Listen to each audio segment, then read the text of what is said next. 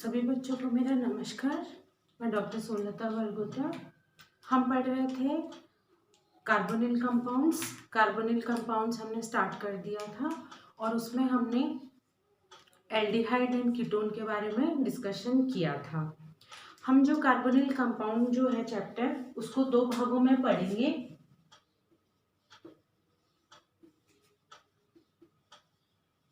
हमने इस चैप्टर को दो भागों में डिवाइड किया था। एक में हम पढ़ेंगे एल्डिहाइड और कीटोन के बारे में, और एक भाग में हम पढ़ेंगे कार्बोक्सिलिक एसिड्स और उसके डेरिवेटिव्स के बारे में। कार्बोक्सिलिक एसिड्स और उसके डेरिवेटिव के बारे में। फिर हमने इनके फंक्शनल ग्रुप के बारे में डिस्कशन किया था कि अगर कोई भी मॉलिक्यूल है जिसमें फंक्शनल ग्रुप CHO है, यानी इसको हम ऐसे भी लिख सकते हैं कि हमारे पास इसमें कार्बोनिल ग्रुप है और उसके एंड में H जुड़ा हुआ हो, तो उसको हम एल्डिहाइड कहेंगे। और अगर हमारे पास कोई कार्बोनिल ग्रुप है जिसके अगल बगल में कोई एल्काइल ग्रुप्स जुड़े हुए हों, तो उसको हम कीटोन कहेंगे। ये टर्मिनेटिंग फंक्शनल ग्रुप होता है, ये नॉन टर्मिनेटिंग फंक्शनल ग्रुप होता है। अगर किसी मॉलिक्यूल में RCOOH यानी एसिडिक ग्रुप जुड़ा हुआ है, तो उसको हम कहेंगे कार्बोक्सिलिक एसिड। और अगर इसको रिप्लेस करते हुए हम इसको इस ग्रुप को रिप्लेस करते हुए हम R जैसे O और X, इस ग्रुप को रिप्लेस करते हुए हम इसके डेरिवेटिव्स बनाएं, तो हम उनको कहेंगे कार्बोक्सिलिक एसिड के डेरिवेटिव्स। तो बच्चों, अब हम आज डिस्कशन करेंगे इनके नेमिंग का, किस तरह से हम एल्डिहाइड और कीटोन का नोमेनक्लेचर करते हैं। तो आज हम पढ़ते हैं nomenclature of aldehyde and ketone. आज हम स्टडी करेंगे नोमेनक्लेचर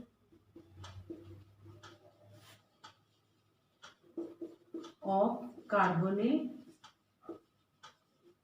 कंपाउंड्स। ठीक है। किसी भी नोमेनक्लेचर को स्टडी करने से पहले हम ये देखते हैं कि एक तो होता है उसका ट्राइबल नाम यानी उसका कॉमन नाम, ट्राइबल नेम यानी उसका कॉमन नेम, और एक होता है उसका आयुपेक नेम, जो कि प्रॉपर रूल्स फॉलो करके बनाया जाता है। तो हमें ट्राइबल नेम्स भी याद रखने हैं और आयुपेक नेम भी उनके बनाने आने चाहिए। तो जैसे कि हम फर्स्ट एग्जांपल लेते हैं एल्डिहाइड का। जैसे कि मान लीजिए हमारे पास फर्स्ट एल्डिहाइड, यानी मान लीजिए हमारा जो फर्स्ट कार्बन वाला जो होता है वो है मीथेन। हमारा एक कार्बन वाला जो फर्स्ट एल्केन होता है वो मीथेन। ठीक है। अगर इसी का हम एक कार्बन वाला एल्डिहाइड बनाएं, अगर हम इसी का एक कार्बन वाला एल्डिहाइड बनाएं, तो कुछ इस तरह बनेगा, क्योंकि उसमें ये ग्रुप तो आना ही है और यहाँ पे हमारा H यानी सिंपलेस्ट एल्डिहाइड है। मीथेन से हम बनाएंगे फर्स्ट एल्डिहाइड। अगर हम एल्डिहाइड का नोमेनक्लेचर कर रहे हैं तो उसके लास्ट में हमें लगाना है अल।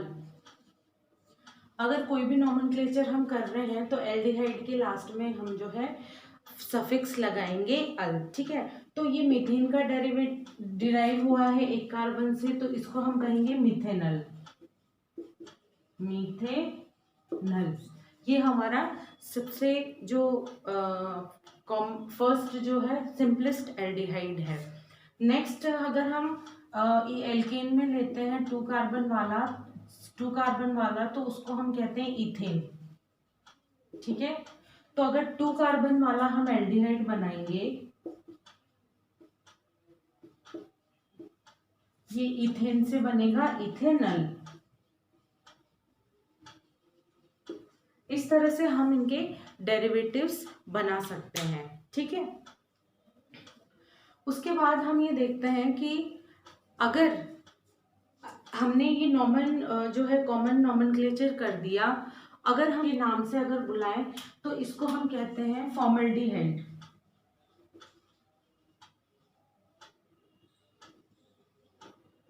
और इसको हम कहते हैं एसिटल्डिहाइड।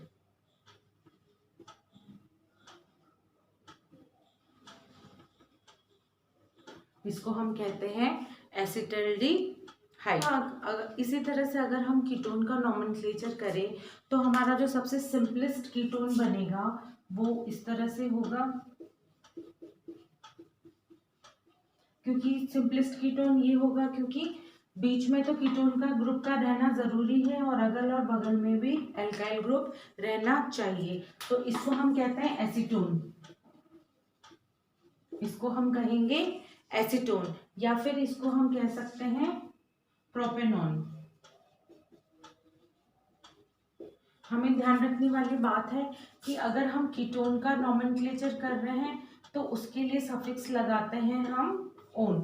तो ये प्रोपेन का डेरिवेटिव है क्योंकि 3 कार्बन है, तो इसके लास्ट में लगाएंगे ओन यानी प्रोपेनॉन।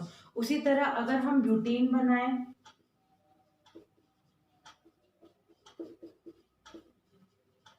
यानी ये हमारा 4 कार्बन का डेरिवेटिव है, बीच में हमारा जो है वो है कार्बोनिल ग्रुप, तो इसको हम कहेंगे ब्यूटेनॉन।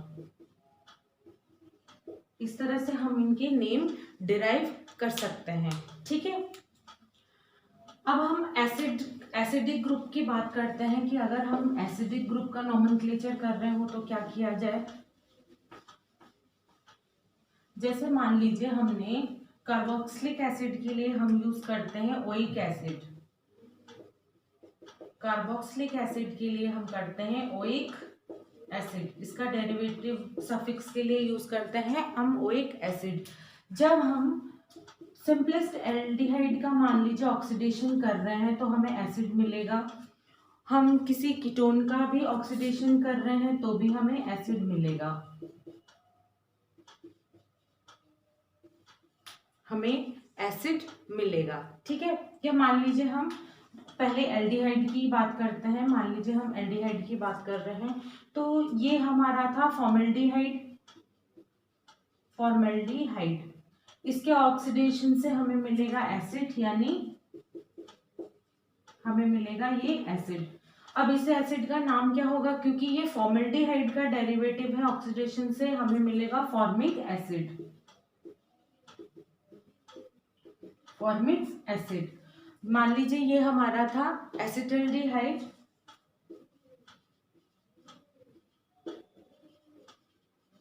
एसिटल्डिहाइड, ठीक है। अब हम जब इसका ऑक्सीडेशन कराएंगे तो क्योंकि ये एसिटल्डिहाइड का डेरिवेटिव है तो हमें मिलेगा एसिटिक एसिड, यानी हम इसमें ओइक एसिड का यूज कर रहे हैं। इस तरह से जो नेमिंग है वो हम कर सकते हैं। तो ये तो हमने जो ब्रीफ समरी थी इसकी नेमिंग के बारे में पढ़ी। अब हम ये सीखते हैं कि अगर इसमें सब्स्टिट्यूएंट का यूज होगा तो हम वो कैसे करेंगे। इसमें ध्यान देने वाली बात यह है कि मान लीजिए हमारे पास कोई कार्बोनिल कंपाउंड है और वो बहुत सारे कार्बन से एल्काइल चेन से जुड़ा हुआ है, ठीक है, बहुत सारे कार्बोनिल ग्रुप है, ठीक है। अब ये जो कार्बोनिल ग्रुप है इसे हम मार्क कर देते हैं क्योंकि ये तो हमारा फंक्शनल ग्रुप हो गया, ठीक है, ये हमारा फंक्शनल ग्रुप हो गया। इस फंक्शनल ग्रुप के जो नियरेस्ट फर्स्ट कार्बन है इसको हम कहते हैं अल्फा कार्बन, उसके नेक्स्ट कार्बन बीटा एंड इस तरह से गामा। इस तरह हम सब्स्टिट्यूएंट की जो पोजीशन है उसको हम जो है नेक्स्ट डेल्टा हम स्पेसिफाई कर सकते हैं। तो फंक्शनल ग्रुप के कार्बन का जो अटैच्ड कार्बन है वो हमारा मोस्ट क्लोज्ड अल्फा कार्बन होता है। अगर यहाँ पे कोई हाइड्रोजन अटैच्ड है तो उसी को हम अल्फा हाइड्रोजन कहेंगे, या जो भी हमारा एक्स ग्रुप कोई सब्स्टिट्यूएंट अटैच्ड है तो उसको हम बीटा सब्स्टिट्यूएंट इस तरह नाम दे सकते हैं। तो ये भी हमें जो चीज़ है वो याद रहनी चाहिए, ठीक है। अब मान लीजिए हम नॉर्मल बात कर रहे हैं नॉर्मल नॉमेनक्लेचर की।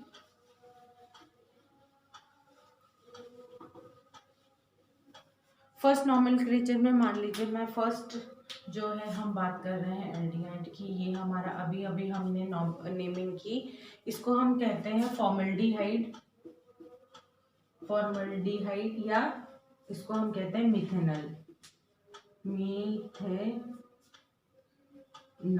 क्योंकि हमारा मीथेन एक कार्बन का डेरिवेटिव है। मान लीजिए हम CH3CH यूज कर रहे हैं, ये है हमारा एसिटल्डिहाइड, एसिटल्डिहाइड, या हम इसको या तो इसको हम कह सकते हैं एसिटल्डिहाइड, या कह सकते हैं इथेनल, इथेनल। ठीक है, नेक्स्ट जो हमारा डेरिवेटिव है, उसके बाद मान लीजिए हम नेक्स्ट जो यूज कर रहे हैं वो है 3 कार्बन का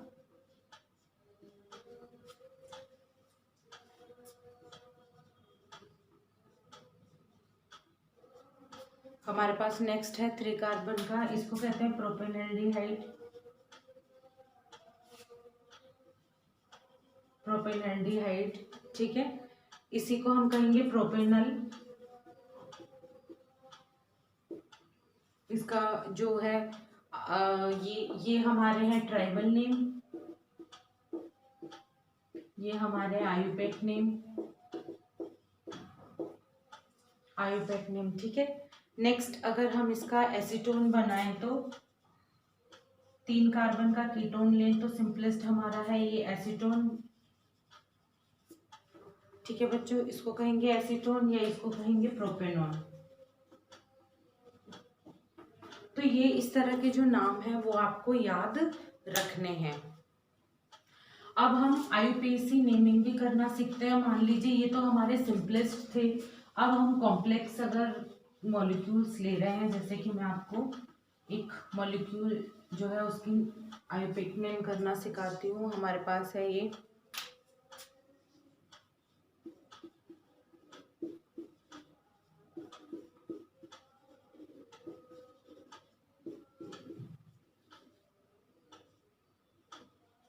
ठीक है बच्चों, हमने ले ली ये।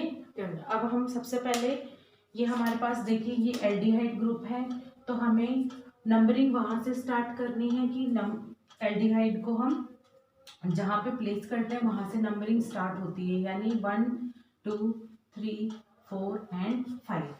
तो हमें लॉन्गेस्ट जो है वो कार्बन चेन यूज करनी है। अगर यहाँ से करें तो भी 5 है, इधर अगर करें तो भी 5, यहाँ से करें तो भी 5। तो हमें जो है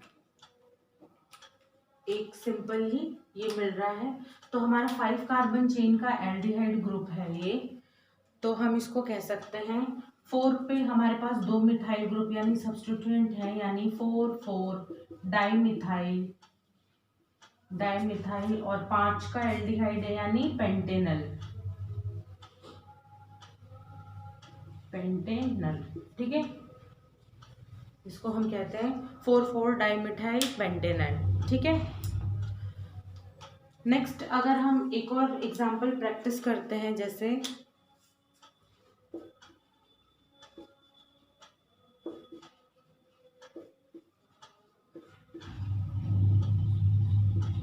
ठीक है, मान लीजिए हमारे पास एक और एल्डिहाइड ग्रुप है। हम नंबरिंग वहीं से स्टार्ट करेंगे जहाँ पे हमारा फंक्शनल ग्रुप है, और हम लॉन्गेस्ट जो चेन है वो सिलेक्ट करेंगे, यानी 1 2 3 एंड 4। अब हम इसमें सब्स्टिट्यूएंट देख लेते हैं। 2 तो हमारे पास मिथाइल ग्रुप है यहाँ पे, और एक हमारे 4th पोजीशन पे क्लोरो ग्रुप है। तो सबसे पहले हम क्लोरो की जो है वो पोजीशन बता देंगे, यानी 4 क्लोरो, 2 डाइमिथाइल, 4 का एल्डिहाइड यानी ब्यूटेनल। ठीक है, इस तरह से हम इसकी जो है नंबरिंग कर सकते हैं।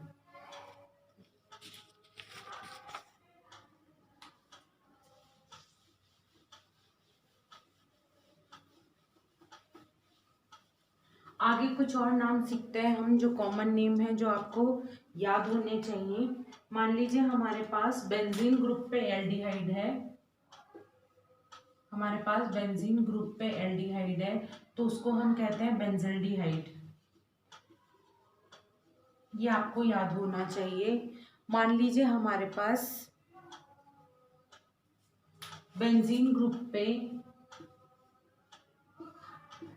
COCH3 ग्रुप है, यानी ये हम कीटोन ग्रुप दिखा सकते हैं। एक तरफ तो ये CH एल्काइल ग्रुप से अटैच्ड है और एक तरफ ये बेंजीन ग्रुप से अटैच्ड है, तो इसको कीटोन फॉर्म ही है ये।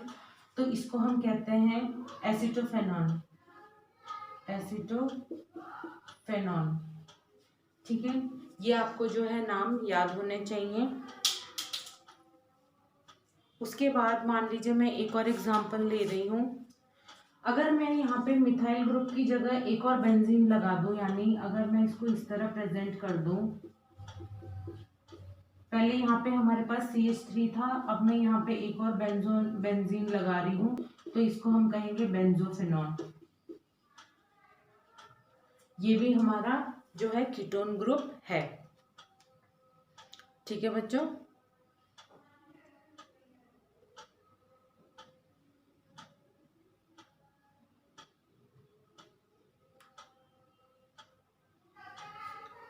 अब हम मान लीजिए कोई एसिडिक ग्रुप है, ये हमने जो है एल्डिहाइड और कीटोन की बात की थी। अब मेरे पास मान लीजिए इन्हीं में कोई एसिडिक ग्रुप है, जैसे मैं यहाँ पे लगा देती हूँ COOH और यहाँ पे लगा देती हूँ CHO। ठीक है, यहाँ पे मैं लगा देती हूँ COOH और एक लगा देती हूँ CHO। जो हमारा जो मेन है, अगर हम प्रेफरेंस देते हैं, अगर एल्डिहाइड और कार्बोक्सिलिक एसिड में हमारे पास दोनों ग्रुप हैं, तो अब मेन जो है हम उसको मेन चेन में हम एसिडिक ग्रुप को मानेंगे और एल्डिहाइड ग्रुप को एज अ हम सब्स्टिट्यूएंट ट्रीट करेंगे। ठीक है, तो हमारे पास 1 और 2 पे जो है एल्डिहाइड ग्रुप है, तो अगर बेंजीन पे CO एसिड ग्रुप लगे तो उसको हम कहते हैं बेंजोइक एसिड, बेंजोइक एसिड। ठीक है, तो अभी हमें जो नाम देना है वो बेंजोइक एसिड को मेन चेन मान के और इसको एज अ सब्स्टिट्यूएंट ट्रीट करना है। तो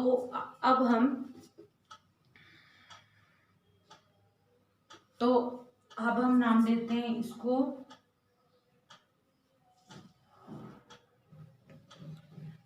अब हम इसको नाम दे सकते हैं 2-फॉर्माइल बेंजोइक एसिड। ठीक है, क्योंकि ये हमारा फॉर्माइल ग्रुप है, एल्डिहाइड ग्रुप है और बेंजोइक एसिड यानी एसिड हमारा मेन चेन में है।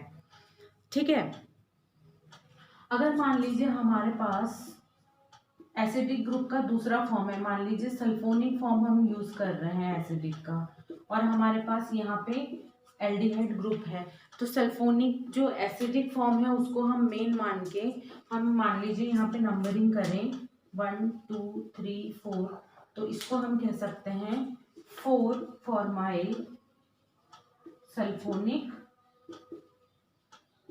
एसिड। ठीक है, इसको हम नेम कर सकते हैं 4-फॉर्माइल सल्फोनिक एसिड। तो इस तरह से बच्चों आप एसिड एंड एल्डिहाइड की जो है आयुर्वेदिक नेम को क्रिएट कर सकते हैं और इनके कॉमन नेम भी आप याद रखें, ताकि जब भी कोई हम आगे रिएक्शन पढ़ें तो उनमें इनको यूज़ करना हमें आना चाहिए, हमें याद रहे कि हम किस बारे में जो है डिस्कशन कर रहे हैं। आगे की आने वाली क्लास में हम इनकी मेथड ऑफ सिंथेसिस को स्टडी करेंगे डिटेल में। अभी तक के लिए थैंक यू।